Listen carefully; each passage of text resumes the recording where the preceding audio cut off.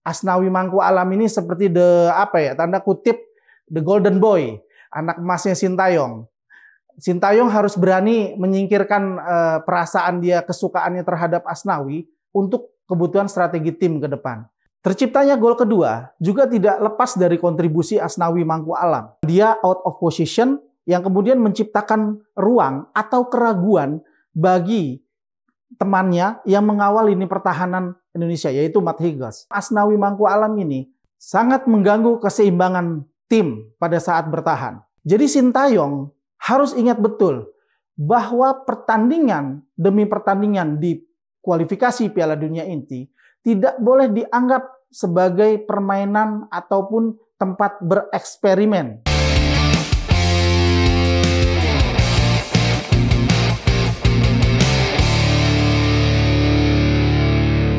Assalamualaikum warahmatullahi wabarakatuh. Salam olahraga. Sobat Forum, kali ini teman-teman Sobat Forum bertemu lagi dengan saya, Ricky Afandi Daulay. Sebelumnya, di 2 episode sebelumnya, saya menjadi host, tapi belum sempat memperkenalkan diri kepada Sobat Forum. Sedikit saja tentang diri saya. Saya adalah mantan pemain junior di Haornas Persita Tangerang dan Suratin Persita Tangerang. Kemudian saya sempat mengikuti pelatihan tim nasional umur 16 di Joni Pardede, di Pardede Tex, Komplek Pardede di Medan. Pada saat itu kalau tidak salah teman lentingan saya itu Tony Sucipto, Putra Habibi, Dede Sulaiman, dan yang lainnya. Kemudian setelah saya mengikuti pelatihan di Timnas U16, di tahun 2004, saya diberikan kesempatan untuk magang di Persikota Tangerang. Pada saat itu pelatihnya Coach Rahmat Darmawan. Yang kemudian di tahun berikutnya, yaitu tahun 2005, saya berkesempatan untuk menjadi pemain line up atau pemain profesional yang dikontrak secara profesional oleh Persikota Tangerang. Salah satu pemain mudanya. Pada saat itu Persikota Tangerang dihuni oleh Ali Yudin, kemudian Tema Mursadat, dan Hari Saputra, serta banyak pemain yang berlabel nasional. Dan saya juga pernah mengikuti pelatihan di Persmin Minahasa yang pada saat itu dilatih oleh Coach Joko Malis. Nah, seiring berjalan waktu, karena cedera yang menimpa diri saya akhirnya pensiun dini dari sepak bola. Kemudian saya melanjutkan karir di jurnalistik, tepatnya sebagai wartawan. Sobat Forum, beberapa hari lalu kita mendapatkan sesuatu yang tidak enak dalam hasil Timnas Indonesia melawan China di Qingdao Stadium. Timnas Indonesia dengan dominasinya tidak mampu meraih kemenangan melawan Timnas Cina. Adapun 2 gol Timnas Cina itu diciptakan di babak pertama, sedangkan gol Indonesia diciptakan di babak kedua. Sobat Forum, kali ini kita akan mereview beberapa hal yang terjadi di dalam pertandingan Timnas Indonesia melawan Timnas Cina. Yang pertama saya ingin sebutkan bahwa komposisi pemain. Di dalam pertandingan kali ini, Sintayong mengambil resiko. Kalau saya bilangnya mengambil resiko, Sobat Forum. Karena kenapa? Karena Sintayong tidak memasukkan the winning team. Artinya, ada komposisi pemain yang berubah dibandingkan ketika kita berhasil meraih hasil imbang melawan Bahrain di kandang Bahrain. Yang pertama, Sintayong mengganti Sandy Walsh dengan Asnawi Mangku Alam. Memang betul, Asnawi memiliki performa yang bagus di klubnya, yaitu FC Port, salah satu klub di Thailand. Dan akhirnya diberikan kesempatan oleh Sintayong mengisi posisi Sandy Walsh sekaligus menjadi kapten tim nasional. Kemudian di sisi kiri ada kejutan, yaitu dipasangnya Sen Patinama, di mana biasanya pos ini diisi oleh Calvin Verdong. Dan di lini tengah, ketiadaan Tom Haye pada starting line up timnas melawan Cina itu diisi oleh Nathan. Dan yang terakhir adalah tidak adanya Jordi Amat digantikan oleh Calvin Verdong yang digeser dari menjadi bek kiri kembali ke posisi pemain belakang menemani Jai Ides dan Matt Higgles. Nah, kita melihat di sini ada perubahan komposisi yang dilakukan oleh Sintayong.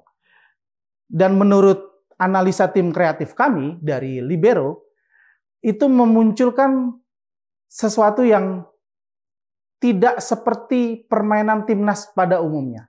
Jika kita lihat pada saat pertandingan melawan Bahrain, Sandy Walsh, kemudian Calvin Verdong di kiri, menjaga keseimbangan dari transisi menyerang ke bertahan. Ketika melawan timnas Cina, kita melihat sekali bahwa transisi dari menyerang kemudian bertahan itu menjadi masalah dalam pertandingan ini. Yang saya ingat itu gini, kalau kita bicara tentang transisi dari menyerang ke bertahan, tentu saya memiliki pengalaman ketika di timnas U16, kebetulan pada saat itu dilatih Eric Williams, dia selalu berkata, ketika pemain depan menghilang bola pada saat proses menyerang, itu harus melihat situasi komposisi pemain bertahan di belakang. Kita melihat pada sekitar menit 39, ketika Witan gagal mengoper bola ke Ragnar Oratmangun di sisi kanan, terjadi counter attack yang dilakukan oleh Cina. Terlihat sekali posisi dari Asnawi kemudian Nathan itu out of position. Mereka tidak mengcover ruang-ruang yang seharusnya di-cover untuk mengantisipasi serangan balik yang dilakukan oleh Cina pada saat itu. Jadi, saya melihat beberapa hal yang menurut saya itu kelemahan dari pemain yang dirotasi oleh Sintayong. Saya akan bahas pertama. Yang pertama adalah kelemahan dari Asnawi Mangku Alam. Terlepas performa dari Asnawi Mangku Alam yang memang sangat bagus di klubnya, tetapi itu tidak linier dengan performa Asnawi Mangku Alam di tim nasional. Jika kita lihat, kalau Sandy Walsh mengisi posisi kanan, jarang sekali Sandy Walsh melakukan crossing atau long ball dari sisi kanan ke kotak penalti. Karena kenapa? Karena di timnas ini tidak memiliki target man yang mumpuni untuk menyelesaikan umpan-umpan crossing dari sisi kanan. Makanya Sandy Walsh selalu introvert wing. Dia berubah menjadi back kanan, kemudian menjadi back sayap kanan yang masuk ke dalam pertahanan. Sehingga di dalam menyelesaikan sehingga Sandy Walsh seringkali dia masuk ke dalam kotak penalti untuk memberikan bola-bola passing pendek. Nah, ini berbeda dengan Asnawi Mangku Alam yang selalu mengandalkan long pass atau crossing dari sisi kanan, yang dimana kalau kita lihat di babak pertama, ketika Asnawi melakukan crossing, jarang sekali ada pemain depan Indonesia di dalam kotak penalti. Sehingga menurut saya ini menjadi catatan serius untuk Sintayong, yang dimana kita tahu bahwa Asnawi Mangku Alam ini seperti tanda kutip the golden boy, anak emasnya Sintayong. Sintayong harus berani menyingkirkan perasaan dia, kesukaannya terhadap Asnawi untuk kebutuhan strategi tim ke depan. Kemudian Asnawi Mangku Alam ini tidak memiliki kejutan-kejutan baik dalam hal passing ataupun pergerakan. Berbeda dengan Sandy Walsh. Kita lihat gol Indonesia ke Arab Saudi itu adalah pergerakan kejutan dari Sandy Walsh yang kemudian dia masuk ke dalam kotak penalti Arab Saudi. Sedangkan Asnawi Mangku Alam, dia seperti tipikal bek kanan konvensional tanda kutip yang selalu berada di kanan dan selalu memberikan bola-bola crossing. Sehingga serangan yang dimulai dari Asnawi Mangku Alam itu sangat mudah untuk diantisipasi oleh pemain-pemain belakang Cina. Kalau kita lihat beberapa intercept yang dilakukan oleh pemain belakang timnas Cina itu berawal dari serangan di kanan Asnawi Mangku Alam. Wajar saja hingga akhirnya para netizen sepak bola Indonesia itu menghujat Asnawi Mangku Alam, baik di media sosial ataupun ketika live menonton pertandingan Timnas dan Cina. Karena kita melihat bahwa Asnawi ini tidak menunjukkan kedewasaannya dan kebijaksanaannya dalam pertandingan itu. Beberapa kali kita lihat Asnawi seperti asal-asalan, memberikan bola dan kemudian memaksa untuk duel 1 lawan 1 dengan pemain belakang Cina. Yang akhirnya Asnawi kehilangan bola dan Timnas akhirnya hilang bola di pertahanan Cina yang kemudian berpotensi untuk kemudian melakukan counter attack yang berbahaya bagi posisi Timnas Indonesia. Kalau makanya inilah yang membedakan antara Sandy Walsh dengan Asnawi Mangku Alam. Bukan kita membela Sandy Walsh atau meniadakan peran Asnawi di dalam Timnas. Tetapi dalam beberapa pertandingan terakhir kita lihat bahwa Sandy Walsh bisa menjadi solusi ketika Timnas Indonesia stuck atau terdesak pada kondisi pertandingan. Sedangkan Asnawi, dia hanya bermain mengikuti instingnya, mengikuti nalurinya. Tidak ada di situ kita lihat dalam 4 pertandingan terakhir ataupun beberapa kali Asnawi bermain, dia menjadi problem solving bagi ketika Indonesia melakukan serangan kepada lini pertahanan lawan, yang kemudian situasi tidak ideal ketika bola ada di kita di sisi kanan penyerangan Indonesia. Makanya itu saya akan kembali mengusulkan atau memberikan sebuah advice bahwa tidak jarang pemain bola yang bagus itu bukan hanya soal ketahanan fisik dan kecepatan saja, tetapi juga intelijensia dan kemudian bisa melihat situasi yang kapan harus kita melepas bola, kapan kita harus menahan bola. Kalau kita melihat memang secara kecepatan dan ketahanan fisik, Asnawi Mangku Alam seperti sedikit memiliki kelebihan dibandingkan Sandy Walsh. Tetapi kita harus ingat bahwa permainan sepak bola itu tidak hanya tentang kecepatan dan ketahanan fisik, tetapi juga tentang intelijensia dan mampu menjadi problem solving ketika pertandingan dalam kondisi yang tidak ideal. Dan menurut saya pribadi, Sandy Walsh ini memiliki hal-hal yang tidak dimiliki oleh Asnawi, yaitu dia bisa menjadi problem solving dan kemudian dia mampu membaca situasi di lapangan ketika kondisi tidak ideal, dia bisa menemukan solusinya. Agak riskan ketika Asnawi diturunkan menggantikan Sandy Walsh dengan target kita untuk 3 poin. Karena kembali lagi, beberapa pertandingan termasuk pertandingan lawan Cina yang kemudian menjadi atensi netizen terhadap rotasi yang dilakukan Sintayong untuk posisi bek kanan antara Asnawi yang kemudian menggantikan Sandy Walsh itu ternyata tidak efektif sama sekali. Bahkan kecenderungan Asnawi dengan adanya Asnawi menggantikan Sandy Walsh ini menjadi salah satu, kalau saya bilang ya, salah satu kekurangan Indonesia pada pertandingan itu. Sekarang kita ke sayap kiri Indonesia. Sayap kiri Indonesia pada pertandingan kali ini, Sintayong itu merotasi Calvin Verdong untuk menjadi bek tengah mendampingi Jaides dan Matt Hingers yang kemudian diisi oleh posisi Sen Patinama. Nah, ini juga menurut kami resiko yang terlalu besar diambil oleh Sintayong. Kita ketahui Sen Patinama ini tidak bermain banyak untuk klubnya pada saat ini. Karena kenapa? Karena rentetan cedera yang diterima oleh Sen Patinama. Jadi sebenarnya ketika pemain tidak bermain secara reguler yang kemudian diturunkan pada pertandingan penting, itu adalah resiko yang terlalu besar yang diambil oleh Sintayong. Kalau menurut saya, ketika dia menurunkan Sen Patinama, seharusnya Sintayong lebih bijak, lebih baik menurunkan Calverdong tetap ada di sana. Kita lihat gol pertama Cina itu terjadi dari kelalaian. Kalau saya bilang itu adalah kelalaian dari dari Sen Patinama. Karena ketika bola yang harusnya clear di dalam kotak penalti itu didiamkan oleh Sen Patinama yang akhirnya bisa dicolong oleh salah satu pemain Cina yang kemudian itu mengirimkan umpan ke depan gawang Indonesia yang akhirnya berbuah gol. Nah, ini adalah kesalahan fatal dan juga sekaligus hal ini menunjukkan bahwa Sen Patinama itu tidak siap dalam pertandingan itu. Kemudian kita beralih ke lini tengah Indonesia.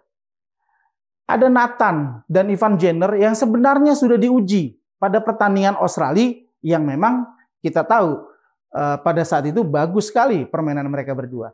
Tetapi karena ini dalam rangka kita mencari 3 poin, menurunkan 2 pemain tengah dengan tipikal bertahan, menurut saya tidak menunjukkan kebutuhan Indonesia akan 3 poin di kandang Cina. Kita bisa lihat di babak pertama hampir kita tidak menyaksikan umpan-umpan yang bagus ataupun umpan-umpan yang mengancam pertahanan timnas Cina.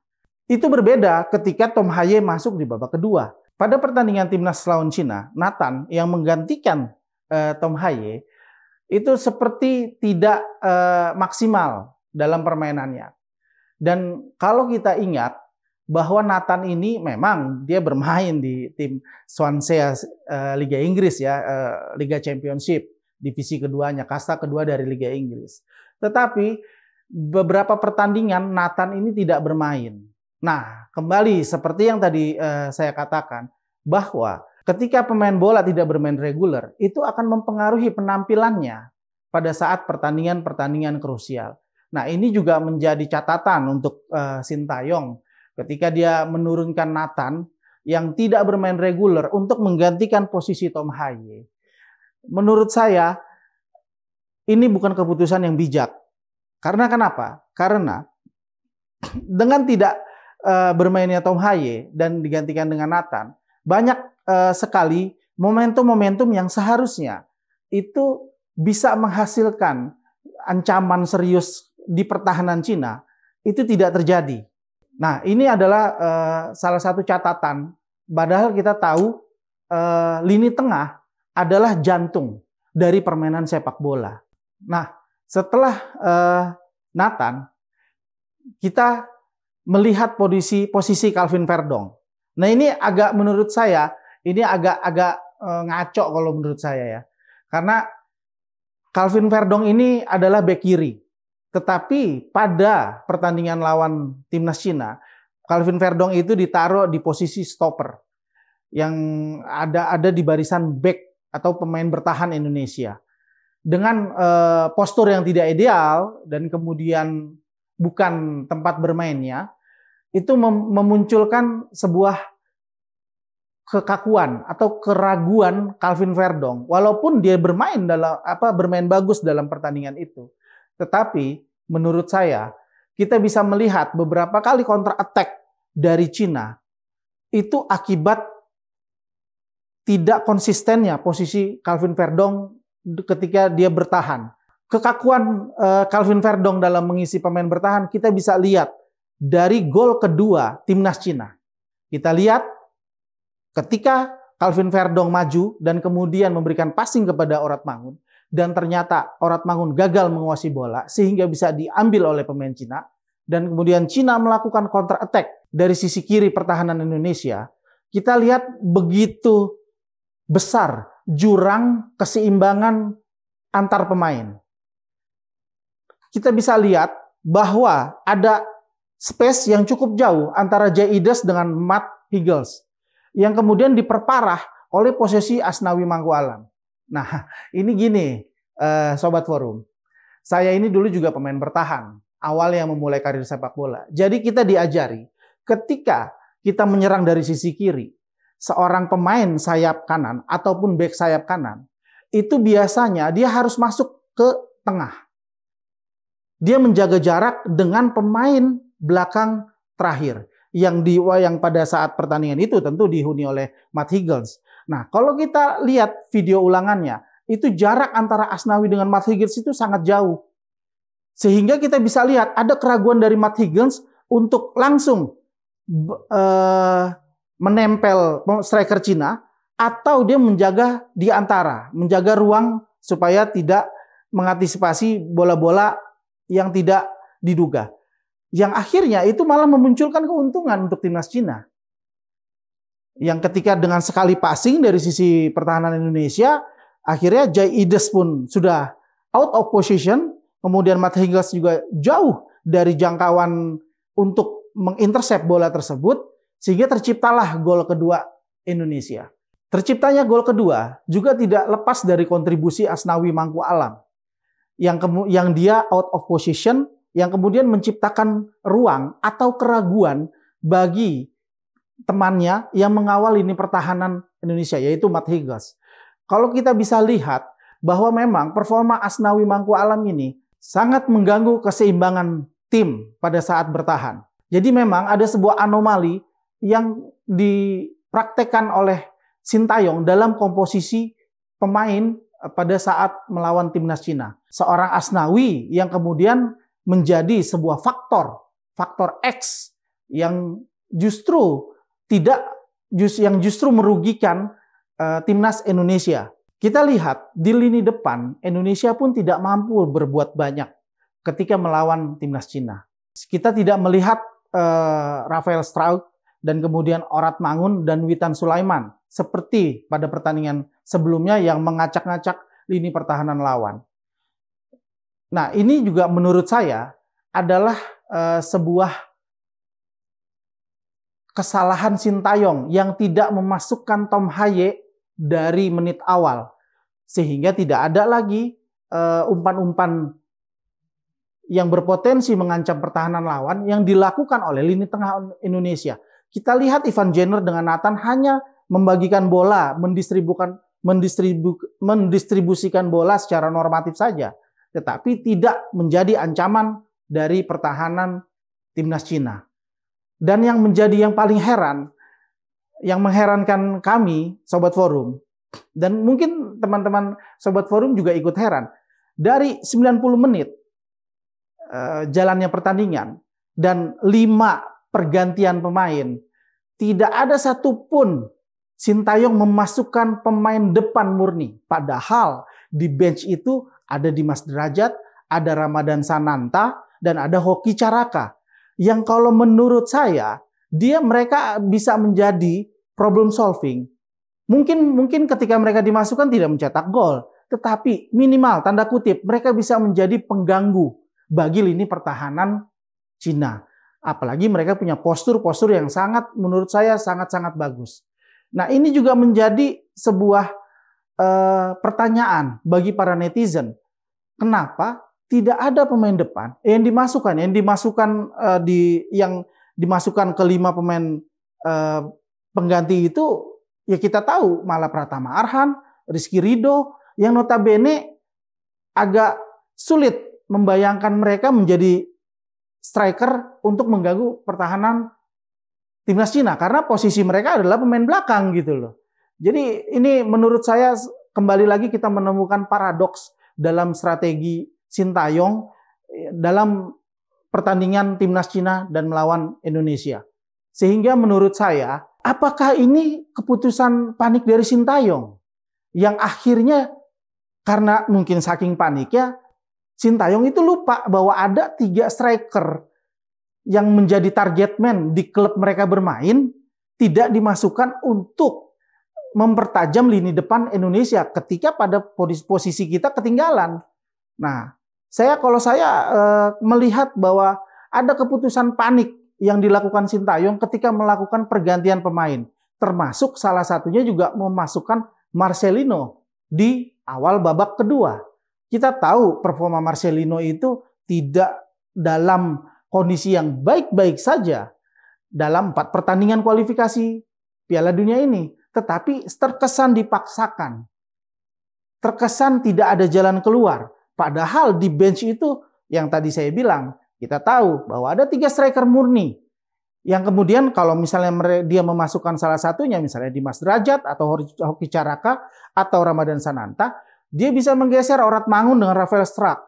Yang kemudian pengganti ini, salah satu dari 3 pemain ini, bisa menjadi target man dengan postur yang menurut saya juga cukup mumpuni untuk melakukan duel-duel bola atas ataupun duel-duel bola bawah. Dengan semua apa yang terjadi pada saat pertandingan itu, maka tidak heran jika netizen, ya termasuk saya salah satunya Sobat Forum, yang kemudian kita menggugat dan kemudian kita menuntut apa yang dilakukan Sintayong pada pertandingan itu ternyata tidak membawa hasil yang maksimal untuk timnas Indonesia. Dan kita berharap bahwa sebenarnya tidak perlu Sintayong itu mengambil resiko rotasi pemain terlalu besar sehingga mengakibatkan kita kehilangan 3 poin. Berdasarkan hasil pertandingan timnas Cina melawan Indonesia kemarin, tidak heran jika tagar stay out itu kembali bergema di jagat media sosial Indonesia.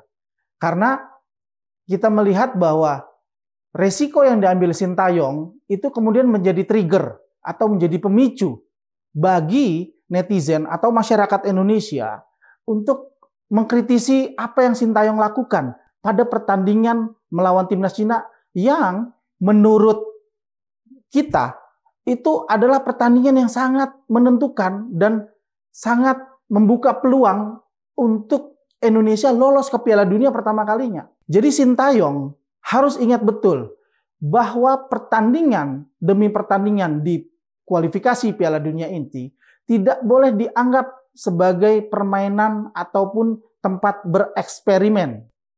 Tetapi dia harus serius dan dia harus memutuskan the winning team dalam kualifikasi Piala Dunia ini. Kita tidak melihat the winning team dari 4 pertandingan ini. Sintayong selalu berusaha merotasi pemain dan merotasi pemain. Mungkin hasilnya kemarin belum terlalu buruk. Tapi kekalahan melawan timnas Cina dengan dominasi timnas Indonesia yang luar biasa pada pertandingan itu membuat sebagian masyarakat akhirnya berpikir ulang. Apakah Sintayong layak untuk dipertahankan? Apakah Sintayong layak untuk menjadi tempat berharapnya masyarakat Indonesia terhadap timnas Indonesia, atau keberuntungan Sintayong hanya sampai di kualifikasi Piala Dunia ini saja? Kritik-kritik yang datang dari masyarakat dan netizen yang cenderung sangat tajam dan mungkin tidak bersahabat di telinga ataupun di mata, itu bukan berdasarkan kebencian terhadap Sintayong, melainkan itu adalah sebuah ekspresi dari kekecewaan masyarakat Indonesia atas hasil timnas Indonesia melawan timnas Cina.